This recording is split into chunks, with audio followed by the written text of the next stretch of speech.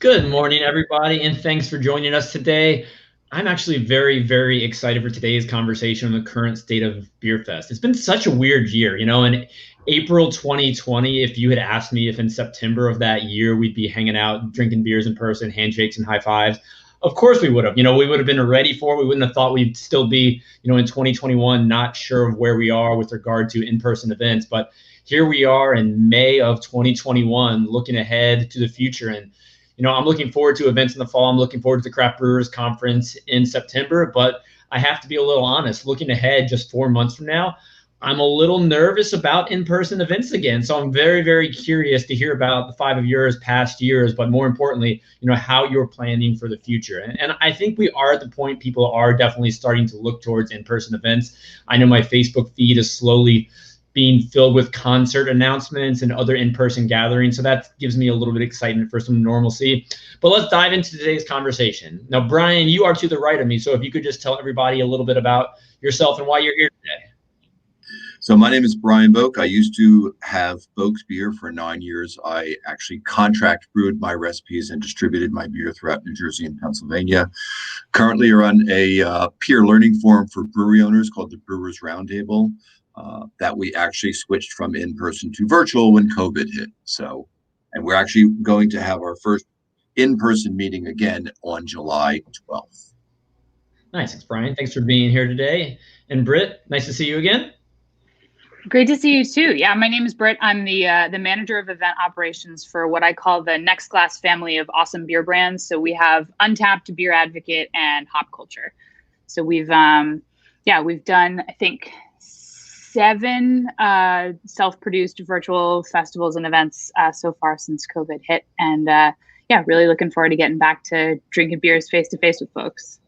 I'm excited to hear about those virtual experiences as well and how they went. Absolutely. Day, I saw you about a week and a half ago. It's always a pleasure to see you. But for everyone who hasn't met you before, tell them a little bit about what you do in the world. I'm a comedian, co-host of the Drinking Partners podcast, a craft beer comedy podcast, and co-founder of Fresh Fest, and founder of Flow Fest, Barrel and Flow, slated to make its debut in September, same weekend as CBC. So, no, I'm excited for your event. It's going to be great. And Kevin, welcome. I mean, you're with beerfest.com, so obviously you operate in this space, but tell everybody a little bit more about what you do. Yeah, I'm the founder at beerfest.com, and for the last 9 years, we've been working with Beerfest to bring people together to enjoy craft beer and meet the folks who brew it.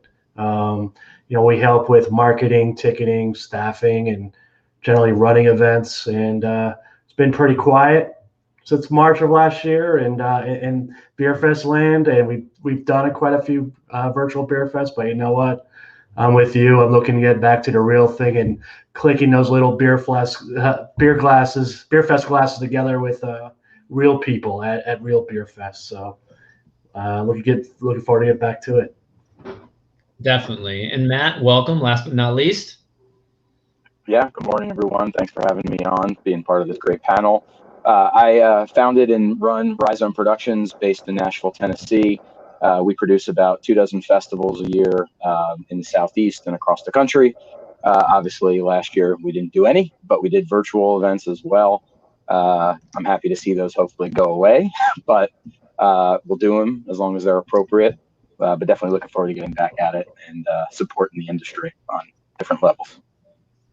And I hope to make it to one of your events in the not too distant future. All the pictures I've seen pre-pandemic, they look like such a good time. That's the hope. And I promise we're not going to talk too much about the pandemic, but I do want to hear about how your past year has been, because obviously when COVID-19 struck us all, you all were operating primarily in the in-person space, so you had to make drastic changes to your business models. Tell me a little bit about, anyone can jump in at any point, what you did across the past year to, remain relevant. So and the Kevin, Brewers Roundtable. Because you've got beerfest.com in your name, so you're already someone asserting yourself in the virtual beer space world. So tell us a little bit about your past year. We just jumped headfirst into the virtual events. We had a few virtual beer fests under our belt, And it kind of felt like the Wild West, because like, how do we take this in-person experience online?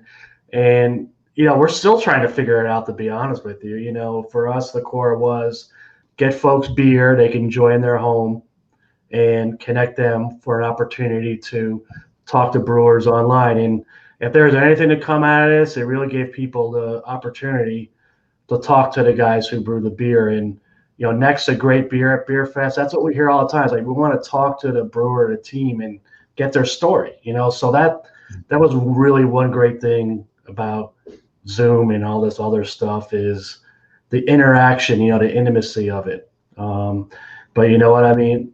I'm really looking getting back to the in-person events, and I think coming up, I could tell you this, like, we are nationwide. There's going to be a lot of Beer Fest not coming back. So, to come back to that in person, I mean, I think these days it's going to be all about stepping up the experience, at these events. And there's a lot of room for creativity and doing some things outside the box and experiment. And I'm sure everyone else will have some great thoughts on how they're doing their events out there. And for everyone else, I'll say one of the things. I was going to say one of the things that I'm hoping for. I feel like, and I can't speak for everybody here. We all live in different parts of the country and do different types of events. But one of the things that we kind of saw in the Southeast over the past 5-6 years is that there were tons of events, tons of beer festivals, but not many of them really had a reason for existing. I'm not trying to be mean, but it was just like, hey, we're going to buy a bunch of kegs from a distributor and throw a party. I think of beer events specifically without a specific cause and intent, a mutual benefit. I hope kind of that stuff doesn't come back, because I don't know that they were there for the right reason. And whatever that reason is that you find that makes it mutually beneficial. I mean, for us, all of our events give back to local nonprofits.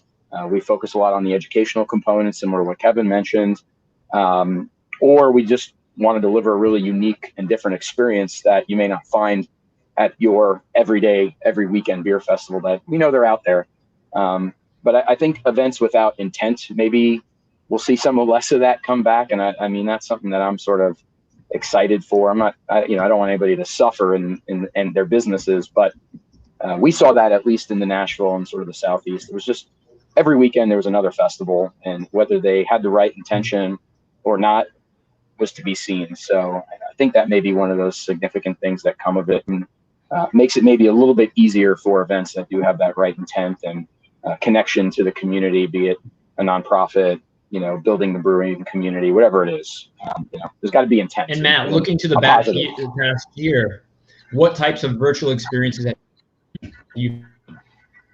So we focused our virtual experiences on small engagements. So the majority of our events were targeted to 24 to 48 people, focused pretty much on our local market. We did some outside of our local market, but we kept them small. We kept them engaged. We kind of did it for our core audience. It was a little bit less about the bigger picture and more about home, I guess you could say. Now, obviously as a business owner, part of the goal, you have to make money to survive. Were you able to make ends meet doing these virtual events, or was it more so to just keep the relationships and let people know that you're still around? It was more about, keeping up appearances. It wasn't really about the money. I just figured out side hustles to pay the bills, but that's not what that was for. That was more engagement for the breweries. We bought beer, we bought things. It supported businesses in a small way, and that's better than doing nothing. So, but it wasn't about the money for sure. Absolutely. It's important to stay top of mind. Definitely. So the Brewers Roundtable actually went from being a every other month in-person meeting at rotating breweries when COVID hit to a weekly virtual event, because everything was brand new. Nobody knew what was going on. So for probably 4 months, about 10 breweries met every week to talk, just so everybody could understand what everybody else is doing. So nobody had to figure out the wheel each time for every different event in reference to what cleansers you use, how do you get people in, how do you separate people, where do you buy your your bubbles from? What are you doing for picnic tables? What are you doing when it rains? All those million questions that people have. We're actually, as we've gone through, we've settled down and we've gone to monthly, and I've set up a national program to invite breweries from across the United States to join onto a special program. And now we're looking to go back to in person for at least for the New Jersey group. So that's a good sign. And Brittany and Day, I would love to hear about, because both of you have been busy in the virtual world. Tell me a little bit about your past years. Yeah. I was actually really fortunate. I joined the Next Class family in January, right before the pandemic hit. So we did our last in-person event was Beer Advocates Extreme Beer Fest 2020 in Boston. And then that was in February. And then in March, obviously things shut down. And so we pretty quickly looked at what we could do in the virtual event space for both Beer Advocate and Untappd, and then a little bit further in for Hop Culture. And we found an amazing retail partner because we, as a company, can't ship direct to consumer because of the 3-tier system. So we partnered with a retail company called Halftime Beverage up in New York and looked at some of our existing fest concepts. The first one we did was an Untappd fest. So looked at the data, saw what people were really liking for the beers, saw what people were, some of the breweries that we really love to work with. And we did a curated box of beers that Halftime shipped out to, I think it was 28 or 29 states across the US.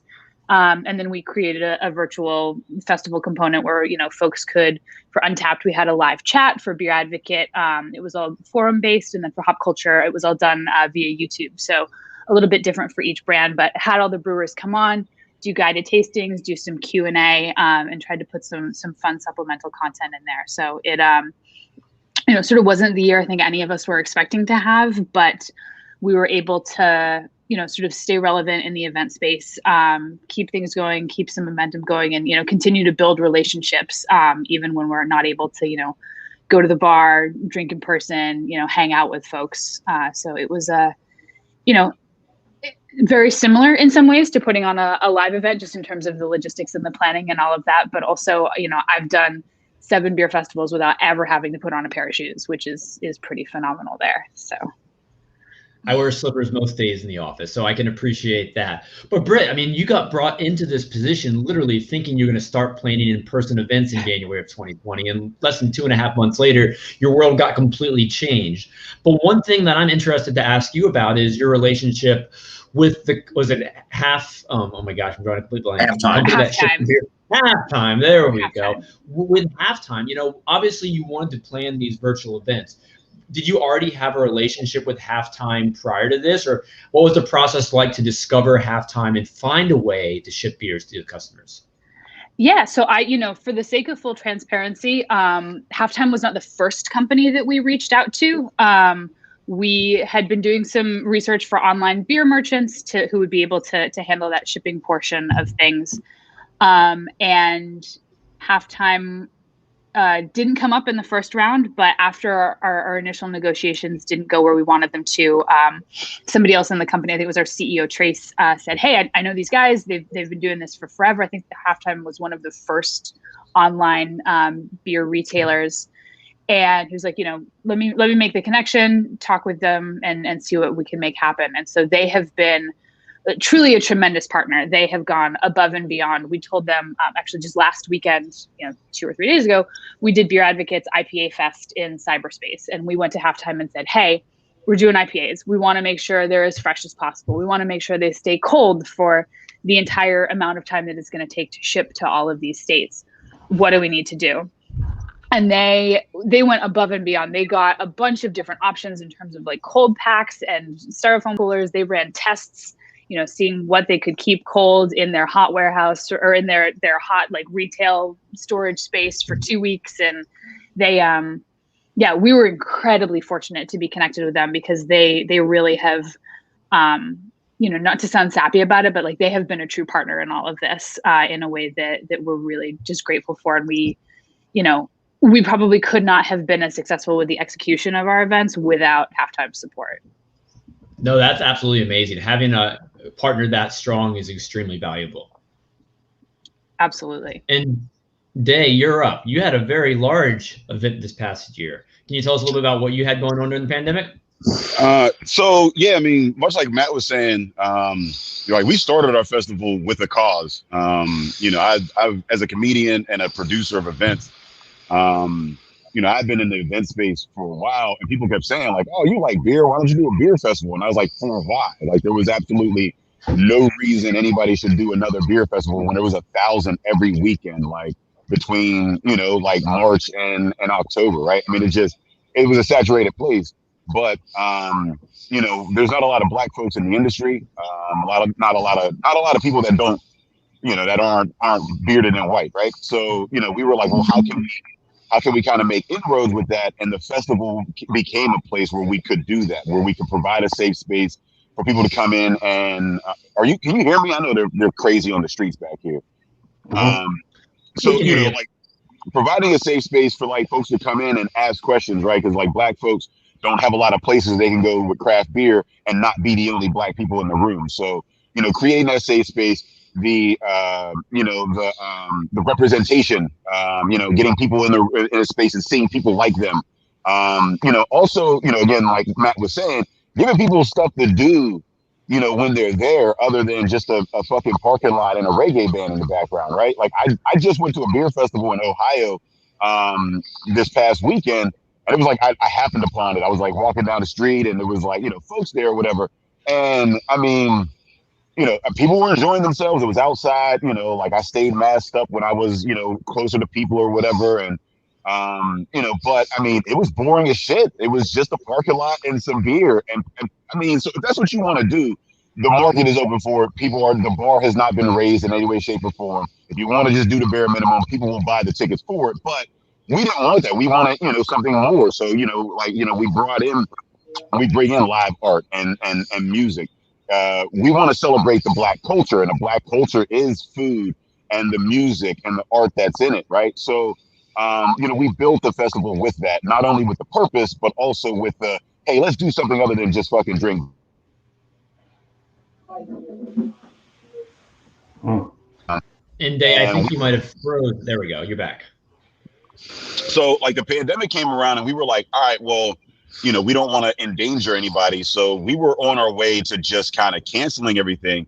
And we started to get like a bunch of people from the community reaching out saying like, yo, we still want something to happen. No matter what, something should happen because, it wasn't just about like, again, it was more than just the beer. I mean, so for those that don't know, it's a Black beer festival, whatever. We do all these collaborations with, with breweries and the Black community to introduce them to the craft beer world. So there was still this need for, folks that wanted to get into the craft beer industry, that wanted to get these, the knowledge from the folks that they're in. So, working with Work Hard, which is the digital company that we work with for our podcast, went to them and said, hey, is there a way that we could do this affordably? And they came back to us and said, yeah. So we switched over the fest to a virtual fest. We hooked up with Tavor, which was super dope. They ship beer directly to the consumer. And, given the fact that all of the beers for the festival are collaboration beers, like they were guaranteed fresh and they were able to get to the people. Now, what happened last year was we pivoted in May. The festival was in August. So the festival, like some of the beer wasn't even didn't get to the people until like a week or two after the festival, which was kind of shitty. We had some beer released a week beforehand. Some was the day of, some was, weeks afterward, whatever. But ultimately, we were still able to put on an event. We had, we featured a cooking channel, 4 music channels, a brewing channel. We had multiple, panel discussions and whatnot. And we were able to buy 15 barrels of beer off of 16 breweries, ship those across the 25 states, as well as, do these, I think it was about 25 collaborations here locally, with Black, entrepreneurs and whatnot, and also produce beer sales. I know, there were multiple places that sold out within hours of, the beer dropping or whatever.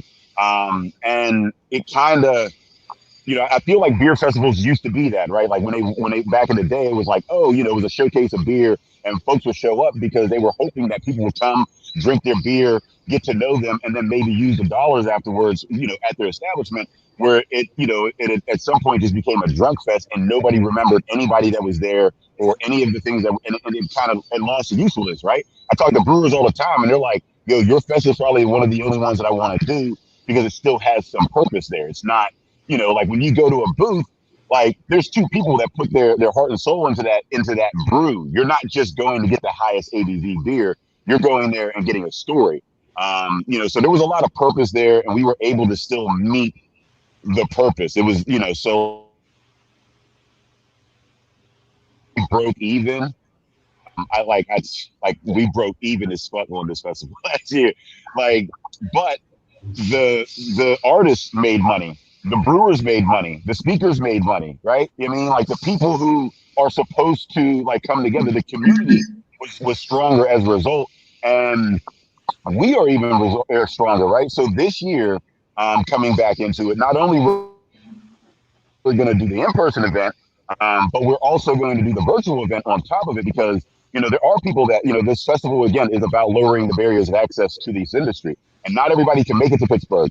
Not everybody can afford that $50, not everybody has the opportunity to get there in person. So, you can spend $10, still get to hear Garrett Oliver speak, still get to hear Jay Nicole Beckham speak, right? You can spend, and Savor makes the packs pretty reasonable at about $5 a beer. You can spend that money, get the beer shipped directly to your door, and partake in the festival from wherever you're at, no matter what your access to vaccines are, your access to plane tickets are, your comfort level with the thing. And it just seems like, honestly, moving forward, looking at the cost of it, why not offer a virtual component to your beer festival as well as an in-person? I mean, especially with the direct-to-consumer. And I mean, if you've been looking at the trends and whatnot, that's not going anywhere. The three-tier system, cool or whatever, distributors, this and the other. But I mean, there's a lot of folks that are like, listen, man, can I just order it and it shows up to my door? That's not going to change. I mean, so I think that, moving forward, it just makes sense to offer that component. I mean, but you have to have something worth offering digitally, right? If it's just a parking lot full of people and a reggae band in the background, nobody's buying tickets to that shit. Nobody wants to see it. Nobody feels a part of that from a distance, right? But if you have some beer shipped to their door and maybe some discussions that actually matter, that might actually enrich their lives in some way, then I feel like they're more apt to, whether it's in person or virtually, attend your festival. No, Day, you're trying to tell me that we can't expect a reggae fest with Dave Bracey coming up in August or anything like that? There's gonna be some reggae in that, man. I mean, there's gonna be maybe a little bit more though. Maybe a little bit more than that. No, Day, I mean, I love what you said about just you have to have a purpose these days, because unless you have a purpose, people can just go elsewhere. And in the current state of things, people are making decisions on a much more intentional basis, whether it's choosing to go to a specific virtual event or just choosing to visit a brewery. People are looking for somewhere they can get that whole experience, that safe experience, the great beer, of course, but that learning experience where you're getting the story behind why that brewery or event exists. Now, looking at the events you all have done over the pandemic, has there anything that has surprised you, good or bad, about what you put on or what you've experienced at someone else's events? I mean, building a little bit off of what Day was saying, I've been really surprised by the amount of feedback we've gotten of people saying, I hope this sticks around even after the pandemic is over. A lot of people are asking for, sort of a hybrid element of our events going forward. For a lot of what Day talked about, people can't always afford to get to a major city to go to a beer festival. Sometimes people have, access needs, and they can't stand in line for as long as they might need to at a beer festival. And, for IPA Fest, we had Double Dry Hop Pliny the Elder show up at people's doors. And, that's not a beer that a lot of people can get without having to get on a plane and go somewhere. And also, as a parent, it's really great to be able to go to a beer festival after my kid goes to sleep and not have to leave my house or arrange for childcare or figure out, X, Y, and Z that, you got to do when you leave the house. So it's I was really surprised. I was expecting to get a lot of feedback of like, this is great. Can't wait till we don't have to do this anymore. But we're seeing in all of our feedback, keep this up. Please do more of these. I couldn't necessarily get to Extreme Beer Fest before, but here it was. It showed up at my house, in the middle of, we're North Dakota. I think we had somebody ordering. So it was, it's something that I don't think virtual fests are going to go away once we hit herd immunity. I think that there's something that's here to stay. And I think that there's a lot of benefit to that too. I agree with you, Britt, for sure. And I think the accessibility component is huge. I mean, that's one of the things Craft Beer Professionals stands for. In a traditional world, only a few people with a brewery would go to the big conferences. But, everybody should still be learning. And just like the fest that you all are putting on, anyone, no matter where they are, no matter what challenges they face, they can go to whatever you're putting on from the comforts of their living room. And, like you mentioned, as a parent, it is nice to be able to after hours to enjoy a few beers. Although some of these advertisements for the virtual festival with a massive amount of beer are a little overwhelming to me, honestly, because I have a 2-year-old and if I drink more than 2 beers, I'm lucky. So I can't even imagine taking on one of these entire boxes and I don't know, making it through the night. But Matt, you're up. Yeah, I was going to say one of the cool things similar to what Britt was saying. So we tended to do most of our virtual events when we were doing them. They were Saturdays, kind of like 2 to 4. So depending on the age of your kids, they were either napping or maybe in front of the TV. Every Saturday that we did it through the winter time, it was raining. Like it was just like the perfect day to just sit on your couch and, not have to go anywhere, even if we weren't. But, we saw, because we were doing it, during the day, we saw so many families, with their pod, whatever you want to call it, they had 1 or 2 other people with them. You saw their kids in the background. We encouraged them to, pair food with it. So I agree, though. It could be daunting. We did one where it was all like Trappist beers that were, an average of 10% ABV. There was 8 of them in the box. And, if you didn't have a couple people to share them with, you were going to get pretty lambasted that afternoon. But that was definitely one of the perks is like, your kids can be in the room if they're awake. And the feedback we've gotten similarly is like, keep these going. Maybe don't do it, in the spring and summer when it's beautiful and most people want to get outside. But in the middle of winter, I mean, Day, I know you're in Pittsburgh. It's cold. Britt, I assume you're in the Northeast somewhere. Brian, you're in Jersey. Kevin, you're in Connecticut. Like, wintertime's the right time. Not everybody wants to be outdoors. So I do think that these are going to stick around, and they do offer flexibility. One thing that I've seen over the past 11 years that I've been producing events, especially in our home market, is people age out.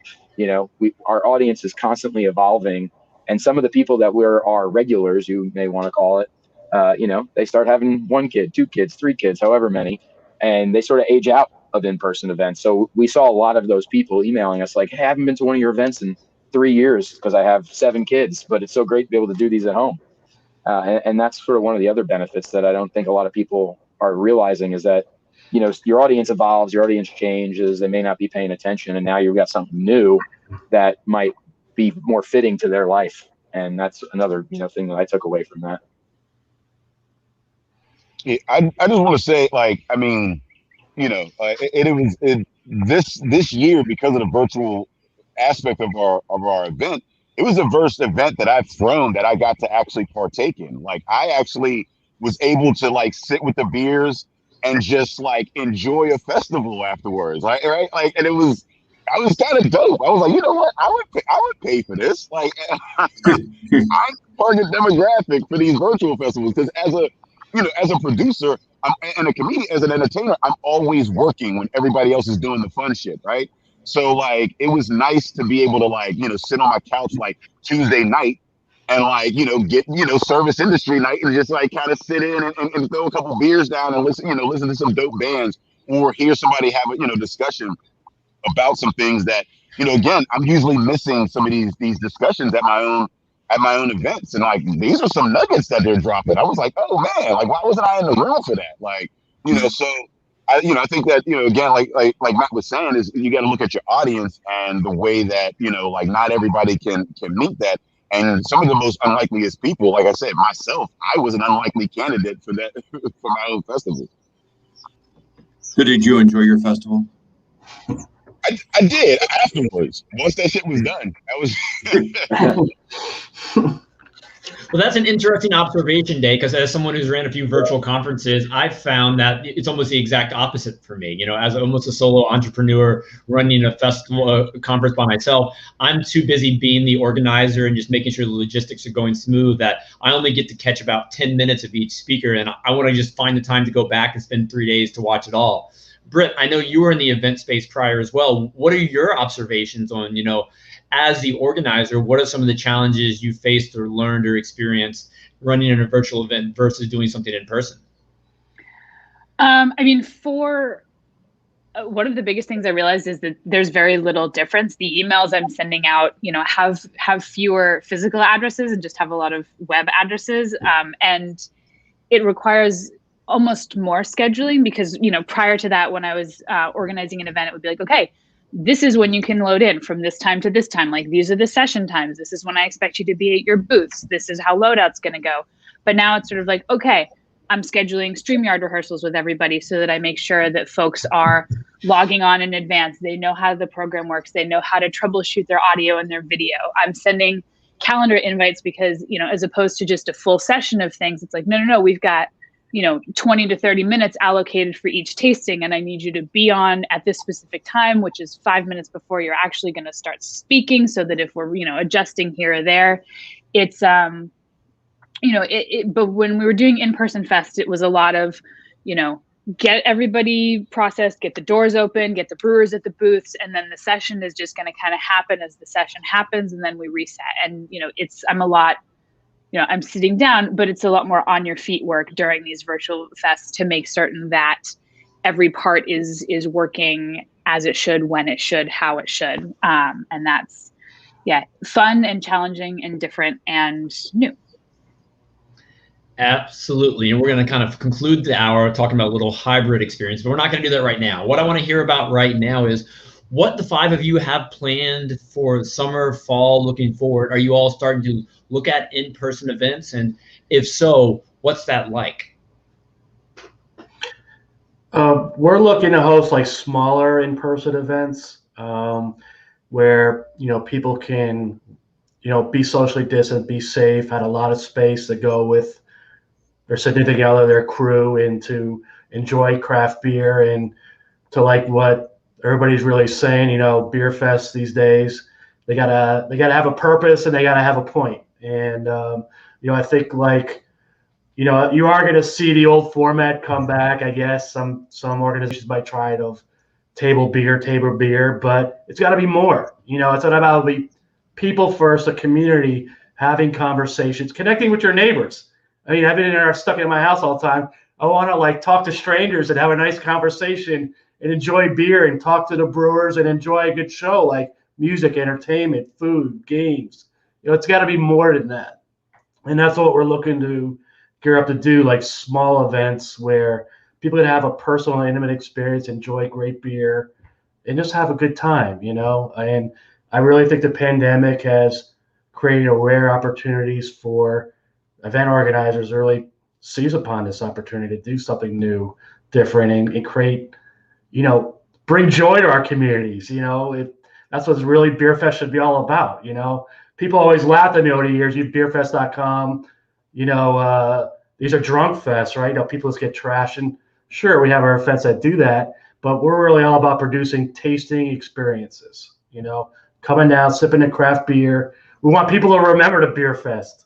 Like they said, we like, you know, have a good time. That's what our events are really going to be all about. And for people who think that way, I think you're going to find a very receptive audience out there of patrons who are going to want to attend these events. You know, it's going to, so we'll see how it all turns out. I want to throw one thing out there. Speaking for all of us, anybody who watches this now, later, don't ask for free shit this year, please. Saying it. I'm just getting it out there. Please.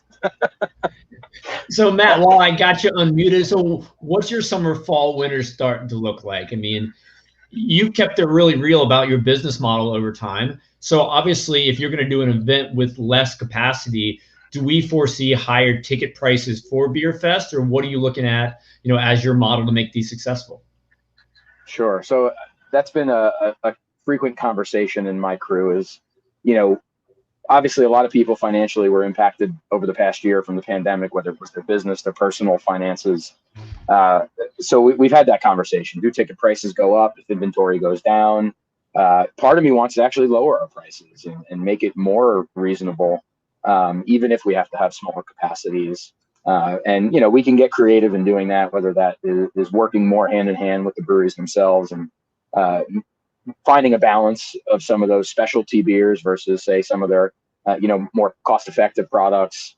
We're based in Nashville. Our initial events this year that we're going to do in person will be in our home market, just because we want to sort of ease back in. We're not going to go head first and throw everything at the wall. So our first major event is on June 4th. I was telling it before we all got started. It's on a giant piece of property. We're limiting it to 2,500 people. We've got 50 confirmed breweries participating. So we've got the space. The major thing that we're doing, just from a sanitation standpoint, is obviously we're not handing glasses back and forth between people, even though we know COVID doesn't really transmit that way. We still think, in people's minds, like, oh, don't touch me. So we're going to do pitcher service with draft as well, unless breweries tend to pour with package. The beer nut in me is like, oh, it's going to degas the beer, but hopefully we move through the volume fast enough that putting the beer in pitchers won't be that much of a problem. But it will minimize, whoever's working the table can put their arm out and pour it into your cup. We talked about doing disposable, but throwing away thousands of plastic cups at a festival just doesn't jive. With regard to pitchers, Matt, have you thought about having like all your guests in little pods and delivering the pitchers to the tables as opposed to the guests visiting the breweries at each little table? If we didn't have the space, that would be a consideration, but we've got enough room and enough variety in beers that I think we can do that. And, in Nashville, our vaccination rate, the population in Davidson County, the city of Nashville, is about 40% right now. So the city has really loosened a lot of our restrictions. That doesn't mean we're going to take advantage of it and just, open the floodgates either. But we've got the room for this event so that we can, provide enough spacing. It's all outdoors, obviously, so that also helps. So I feel like the audience that we sort of attract has some common decency and will be respectful of each other, whether they're vaccinated or not. That comes back to, these events having a purpose. We want our audience to appreciate what we're doing. We don't want them to just show up because it's there. And I think setting that sort of mentality and that bar for the events hopefully will bring a certain level of common respect amongst the guests and the brewers and everybody there. So, it's wishful thinking, but I'm gonna stay positive and hope that people are respectful. Absolutely. Now, who else has an event planned in the coming months? So yeah, like I said, we're coming back September 10th through the 12th. It didn't even dawn on me about passing glass back and forth. Now I got to sit with that for the next 3 months. That's crazy. But so it's a 3-day event. 2 of the days are at a hotel. There's like conferencing throughout the day, a bottle share Friday. Saturday is outdoors. And then Sunday is back at the hotel or whatever. It's a brunch event. We're limiting capacity indoors to 50%, trying to limit capacity outdoors to 50%, as well. It may have to go up to like 60% based on, how it all falls out, but basically just trying to give people as much space as possible. Our festival has always been about space, right? I've always kept the number of people and tickets and space so that it wasn't a shoulder to shoulder tight. Our goal wasn't to pack as many people into a space and get them as drunk as possible. It was for them to enjoy their time and the space there. And we build our festivals where, no matter where you're at in the festival, you're going to get a little bit of everything, right? There's the stage is going to be somewhere around there. There's some music there. There's some art going on there. There's some people to talk to here. There's some beer right there. And you don't have to go all the way across to get to that thing or that thing, so that wherever you're at, you're probably cool for that until somebody calls you and says, I'm on the other side, right? So, you know, we've always wanted space, and we're going to carry that into it, you know, this year or whatever, and all of the precautions. You know, like Matt was saying, like there's a lot of folks, you know, in the city and the state and all that are like loosening restrictions. But, you know, they were doing that shit last year. I mean, we like you can't go by what the government is really saying. We're just kind of following the science, and just trying to be as safe as possible, because ultimately I can't afford a super spreader event. I mean, you know, especially being black in America, man. Just imagine a black dude, like, you know what I mean, doing a super spreader event in America. It's curtains for us after that. It's, you know what I mean?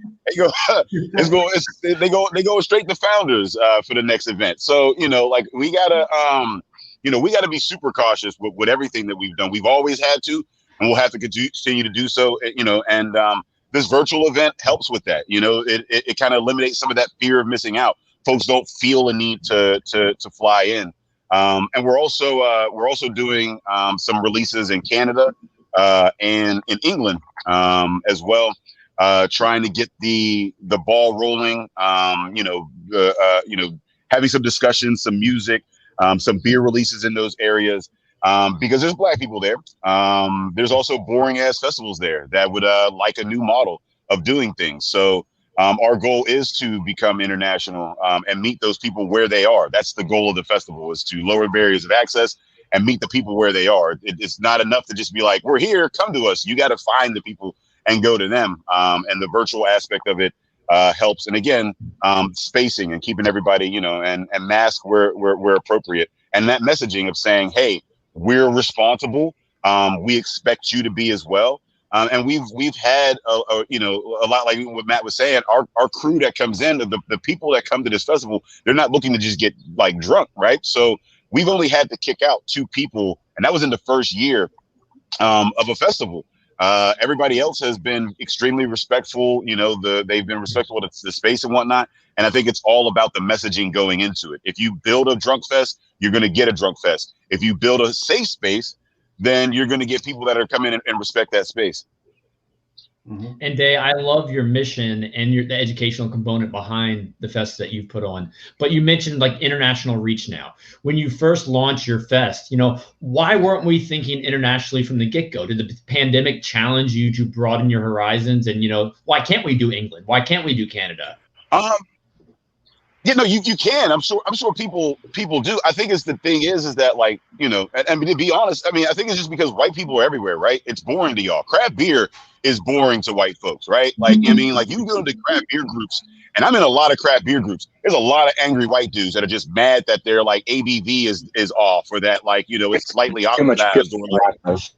Yeah, it's just so much anger. But you go to the black beer groups and people are just like, can you believe I'm drinking a beer? Like, it's wild, right? Like, the excitement is still there for us, right? Like, you know, the opportunity, right? It's a 240, like the craft beer industry is like $130 billion industry for white people. There's less than 1% for black folks. So we're still excited about it, right? We're excited about craft beer the way white people were back in the 80s, right? Like, oh shit, we could kind of steal some of this from Budweiser, right? Like, we still have that. So our mentality of producing events and pushing into this industry is of a very young and hungry, you know, demographic that's like, yo, we can still get this. So we're like, yo, how do we do it? And we're hungry in an age of social media where we can connect. Like, you know what I mean? Like, white folks came in the 80s. If you wanted to do an international beer festival in the 80s, you had to buy a plane, right? You know what I mean? Like, you had to. Now we can do it with an internet connection. So we're coming into this industry young, hungry, and we have the global connections to do so. And we could say, hey, what are you guys doing over here in Africa? Well, we're doing some, you know, we learn globally and apply locally. And we're it's just the right opportunity to do so. So I think that's just really the difference. No, I absolutely love it. Yeah, I love it. I just want to add to that for a second. I mean, I have a Facebook group, 33,000 members, a craft beer community. And yeah, there is a lot of anger. You know, the other day we had some dude at a brewery who was drinking out of plastic cups and he caught a lot of shit for it. It's like, back the hell off. I think what Jay is saying is like, you know what, like, like there's a lot of these beer nerds out there. They've been drinking beer for years. There is a neglected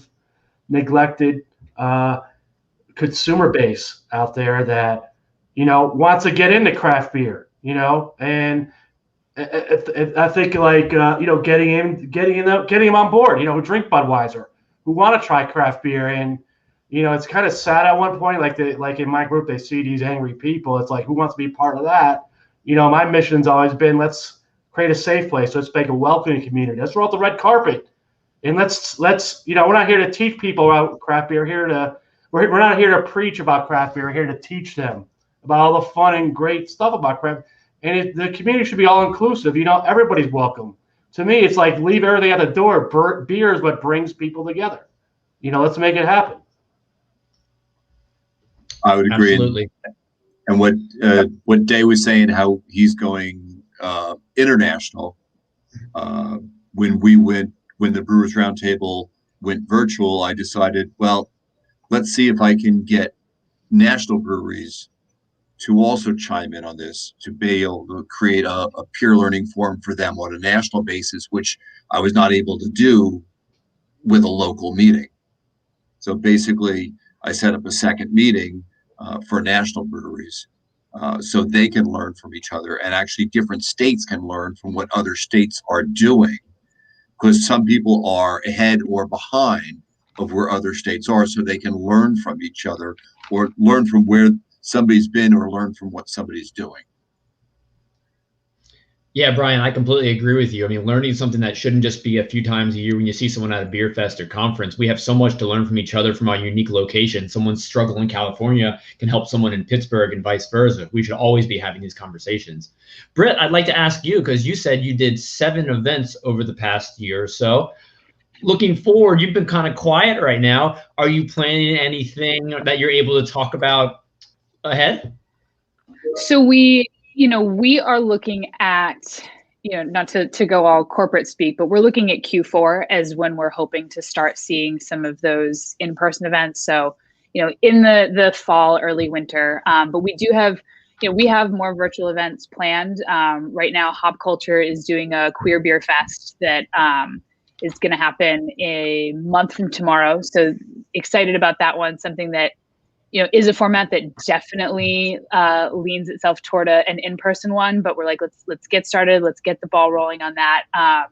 Beer Advocate is going to do its very first Lagerfest as a virtual format, which is a style that is near and dear to my heart. And so really excited that is going to be able to come to people where they are at. But yeah, in terms of the in-person stuff, we, like everybody else has said, we don't want to make the news for a super spreader event. So we're trying to be really smart at the venues that we're talking to. We're like, tell us about your local regs. Tell us about what is going to be required just in your venue in terms of distancing, in terms of masking, in terms of, sanitation and food and beverage prep, things like that. I think, it's funny that we've talked about the cup so much, but that's such an integral part of the beer festival experience and something that I think is going to have to be reworked. And, I've got plans A, B, C, and D for what we're hoping to do with those cups. But, a lot of it's going to depend on what the venue is going to require from us. And so we're still learning,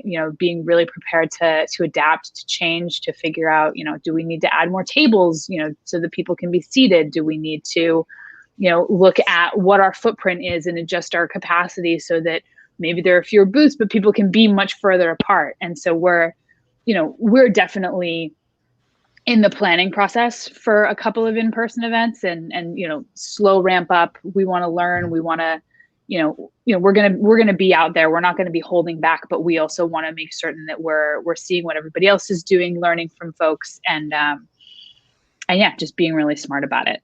But yeah, still got those virtuals coming up and still have, looking at how we're going to make those hybrid things happen going forward as well for folks who don't yet feel comfortable going to the in-persons or who aren't able to.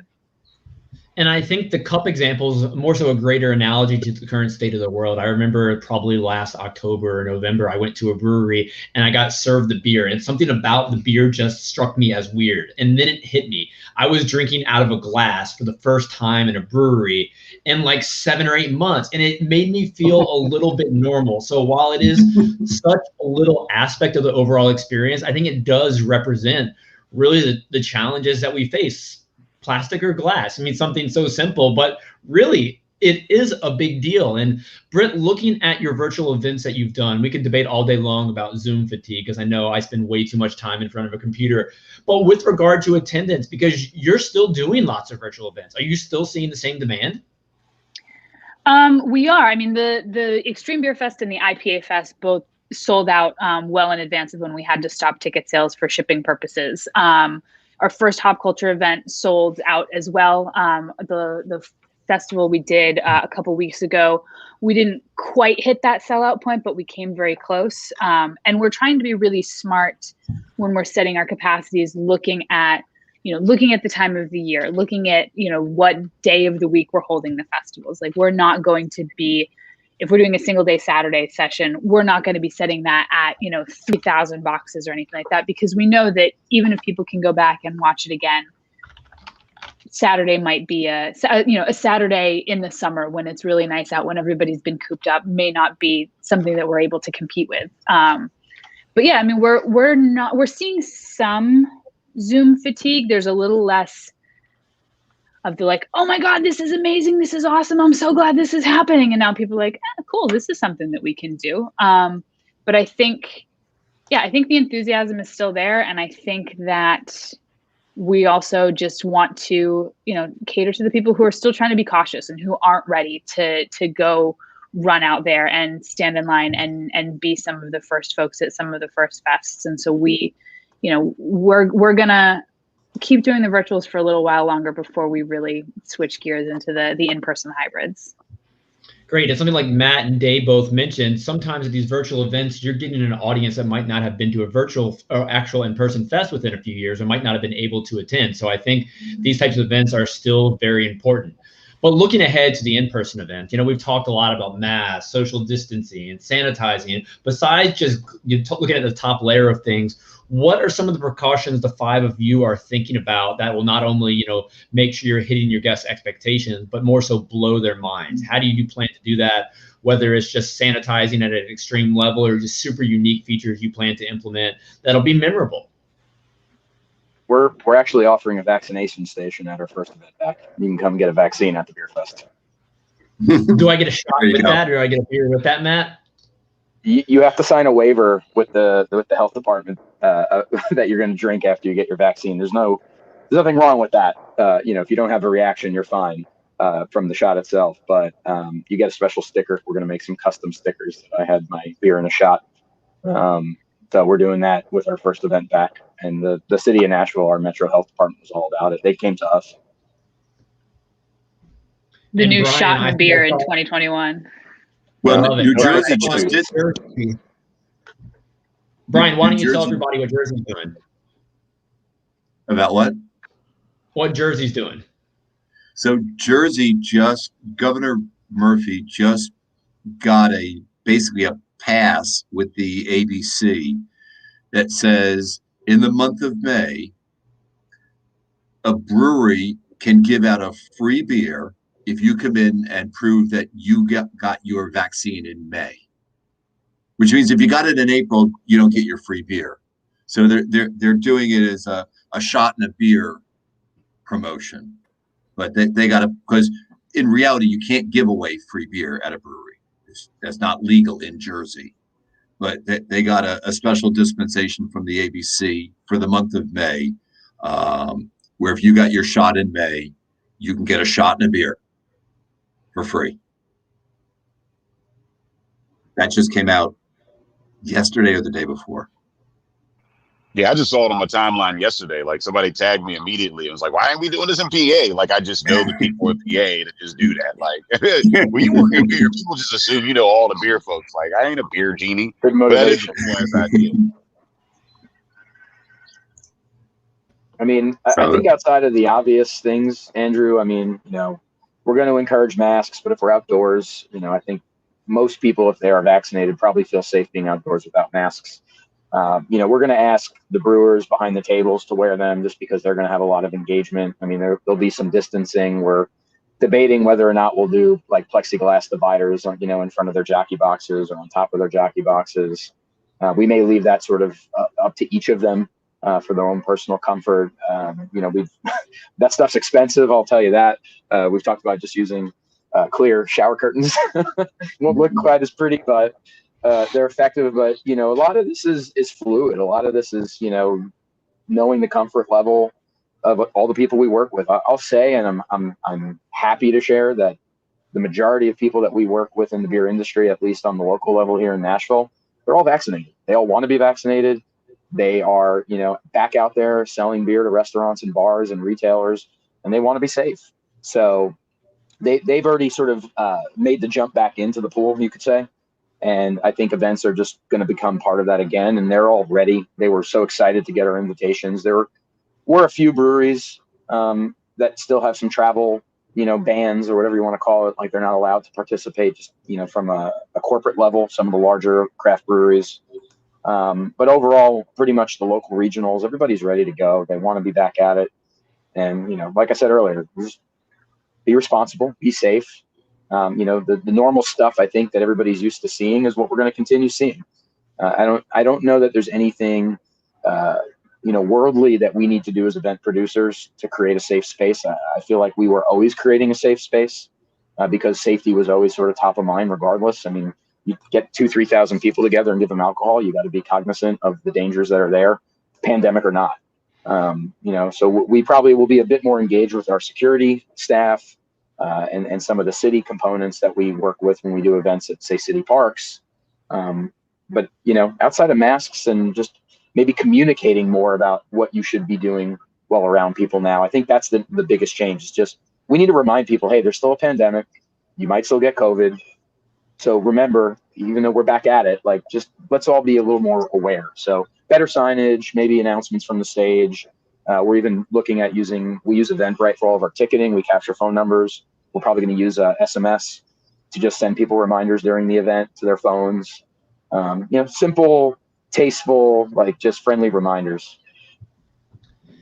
And Matt, you jumped in exactly what I wanted to talk about to conclude the hour, about communication, because guests, they want to know what they're walking into. During the pandemic, one of the biggest factors for customers going to breweries is finding a brewery that's posting on social media that they're cleaning things, sanitizing things, enforcing social distancing, wearing their masks and things like that. Because when you see that picture on your computer screen or phone, you're going to feel safer before you even step foot in that brewery. And I feel that's something the five of you will definitely need to do as you prepare for larger in-person events, because you almost have just one shot. If you blow this in-person event back, that could be a very, very bad thing. I mean, it should be your goal not to just show the guests a good time, but a very safe, good time that they've been proud to attend. So, talking about communication for everybody here today, how do you plan, besides like signage in person, how do you plan to let your guests know ahead of time that you're going to go to all measures possible to make it a safe experience for them?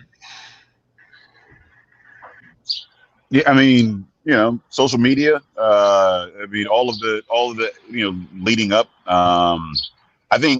I think first and foremost, by canceling the events last year, we let everybody know, hey, we're not playing around with this.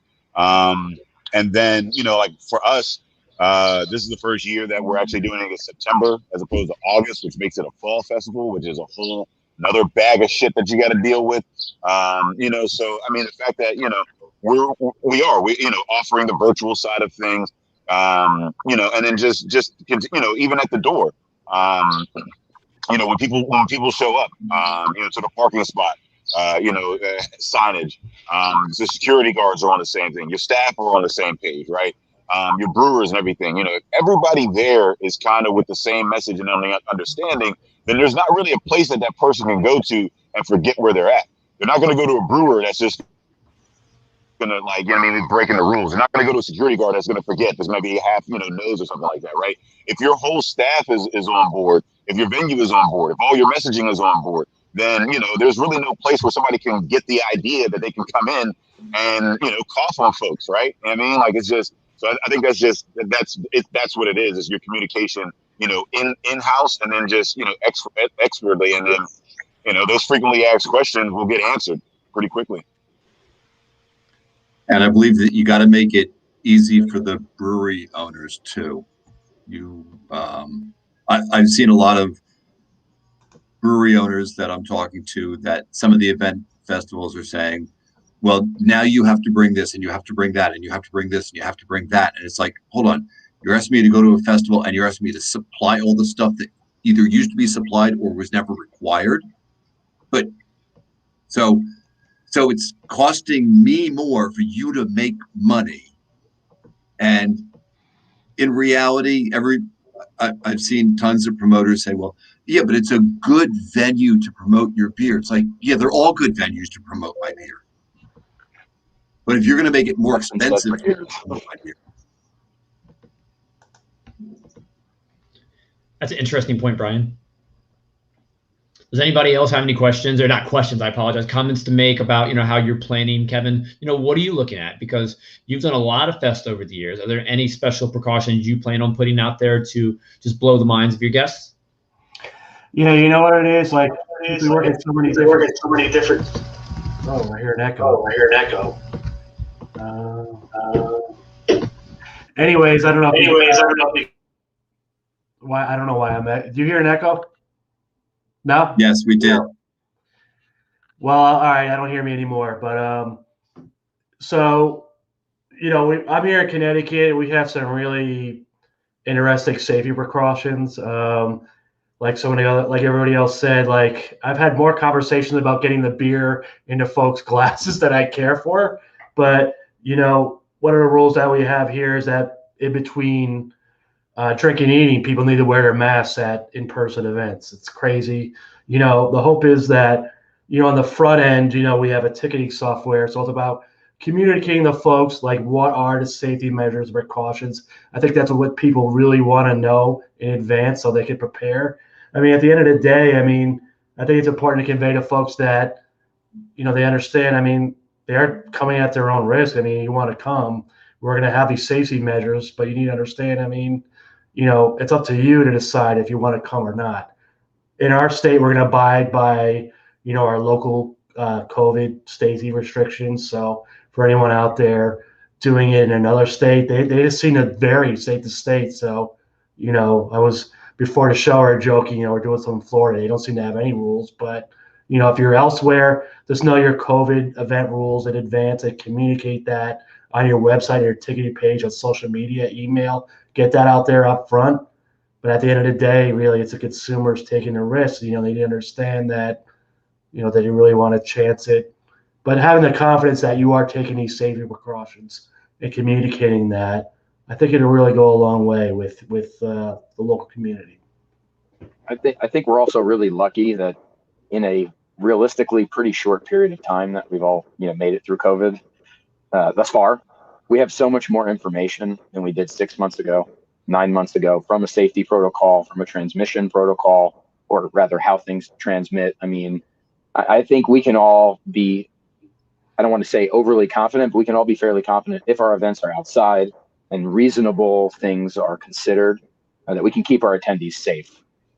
Unfortunately, it takes that one idiot, which they're going to be at our festivals no matter what, pandemic aside. The fact that that one person can unfortunately create a problem, we have to be more aware of that now.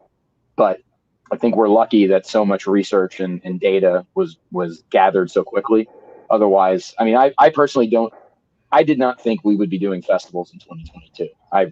I thought 2020, 2021, we're all going to be honestly a full loss for anybody in our business.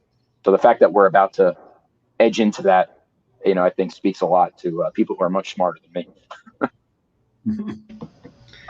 Yeah, I think we are all cautiously optimistic, but looking forward to all of this. I know several of you have mentioned thousands of guests at future festivals in later parts of the year, and just thinking about being around 2,500 people gives me a little bit of anxiety. But as the world improves, as we continue to trust science, I think things are getting better. And a lot of the keywords we mentioned today, I mean, obviously safety, communication, and more so simply having a purpose to make people want to come share these experiences again, I think will be very important. So I appreciate the 5 of you joining today, Brian, Britt, Day, Kevin, and Matt. I truly look forward to the time when we are sharing these in-person events again, and I wish you the best continuing with your virtual, but also good luck preparing for in-person, and I hope to see everybody soon. So thanks again for listening. Thanks again for being here, and I'll see you soon.